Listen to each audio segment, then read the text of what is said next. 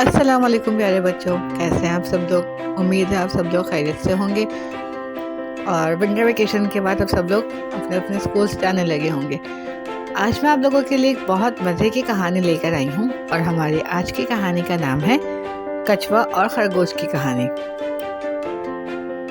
अगर आपको मेरी आज की कहानी अच्छी लगती है तो मेरे चैनल को सब्सक्राइब करना और मेरी वीडियो को लाइक करना बिल्कुल भी मत भूलिएगा। चलें अब हम लोग अपनी कहानी की तरफ चलते हैं। एक दफ़ा का जिक्र है, किसी खूबसूरत जंगल में एक कछुआ रहता था। वो हर सुबह सैर पर जाता था और ठंडी ठंडी ताज़ा हवा का लुत्फ़ उठाता था।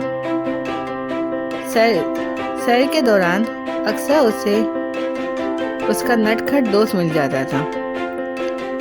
उसे दौड़ने और छलांगे लगाने का बहुत शौक था।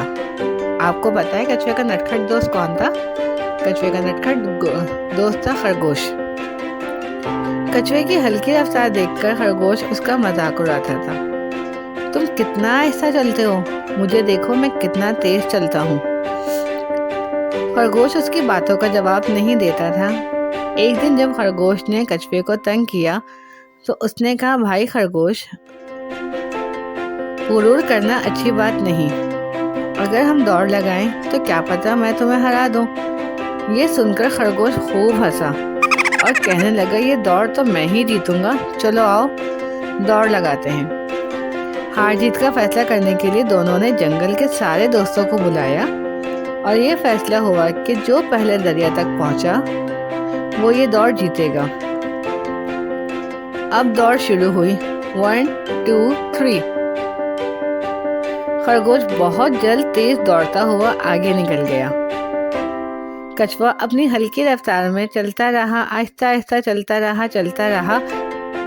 खरगोश जब काफी आगे निकल गया तो उसने सोचा, दौड़ तो मुझे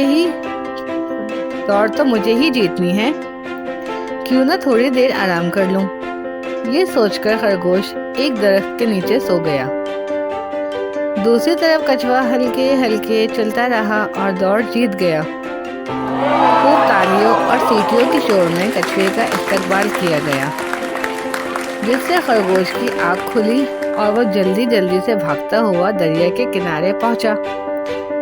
लेकिन बहुत देर हो चुकी थी और कछुआ पहले ही दौड़ जीतकर अपना इनाम वसूल कर चुका था। खरगोश को बहुत शर्मिंदगी हुई और उसने आगे बढ़कर कछुए को जीतने पर मुबारकबाद दी और वादा किया कि वो फिर किसी का मजाक नहीं उड़ाएगा। ये देखकर जानवरों ने दोनों के लिए तालियां बजाई। तो प्यारे बच्चों, इस कहानी से हमें क्या सबक मिलता है?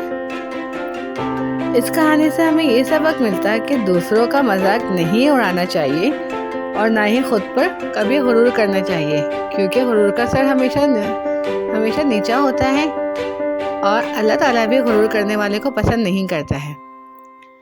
अच्छा तो प्यारे बच्चों, अगर आपको मेरी आज की कहानी पसंद आती है तो मुझे कमेंट में लाजमी बताइएगा और मेरी वीडियो को लाइक कीजिएगा। अगली वीडियो तक के